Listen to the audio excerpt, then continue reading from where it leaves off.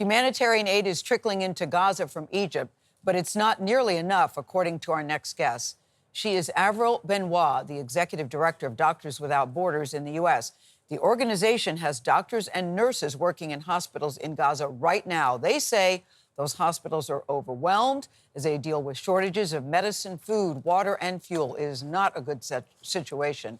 Avril Benoît, we're happy to say, joins us at the table. Welcome to you, Avril. Thanks for having me. Can you please paint a picture? I know you're in touch with your people about the conditions they're working on. What are they doing and how are they doing it? It's even difficult to stay in touch with them because of the lack of electricity to recharge your phone. The cell systems, cell towers are down. Sometimes it's difficult to get the information, but what we do receive is that the hospitals are overwhelmed. There are not only people going to hospitals when they're not injured because they're looking for some place of safety where they think there will not be any destruction airstrikes, even though there have been. The World Health Organization reported about a dozen hospitals have completely shut down already. But there's also inside the hospital an overwhelming number of patients. Many of them are young patients where the parents are desperate. They're not going to stay at home and try to treat it themselves. They really take the severe cases to the hospital. The operating rooms are so full that at times our surgeons are having to perform surgery on the floor of a hallway with all the people around. What kind of surgeries, like what? Well, one example from yesterday that we heard, it was a young boy, 9 years old, who had a partially severed foot that needed to be amputated in order to save his limb. There was no anesthesia. The anesthetist could do little than give him a sedative, a mild sedative. They've got him on the floor, and they are trying to keep the child calm while performing the surgery with the family all around. Avril, how do you perform surgery with no anesthesia? It reminds me of that movie Marathon Man, where they ripped out the guy's teeth and you could just hear the blood-curdling screams of the pain. How do the doctors do that? What do they do? Yeah, the shortage, I mean, they have to tolerate it and do the best they can to save lives. The lack of painkillers was something that we noticed right at the very beginning of all of this. With the shortages of medical stocks in the hospitals, the surgeons are also lacking equipment. And so all in all, we can see that the hospitals, one by one, are closing because they just can't function. The whole other layer to this is that they don't have electricity on a sustained level. The lack of fuel to run the generators, to keep all the machinery going, to keep the lights on, is really in short supply. So they're rationing as best they can. Fewer and fewer hospitals now are able to function. So low on space, low on medicine, equipment, actual doctors and nurses, fuel. What happens if they run out of fuel completely?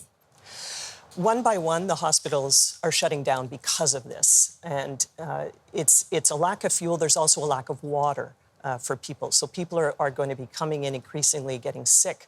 They're drinking water from the Mediterranean. It's salty, it's brackish, it's unhygienic, it's not drinkable. And so for the infection control also, we worry that all these conditions put together and the people who are not able to access a safe place to deliver a baby, to have their cancer treatment, their dialysis treatment, all these things is going to kill people in addition to the risks that the hospitals are facing and the ambulances of airstrikes happening at any time. What's the long-term plan as you all look to make sure your people stay safe in terms of getting them out if it comes to that? And what can people do to help? The long-term plan is really to just mobilize and get ready. So around the region, we have teams ready to rotate in if we can get some of the staff out.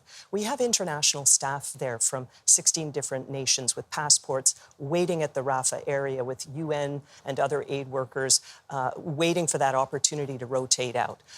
Meanwhile, our Palestinian staff have no way of leaving. No one has left since this all began, this particular siege. No one has been able to leave. And the trickle of aid trucks carrying supplies has been just barely anything, really, when you think of the scale of it.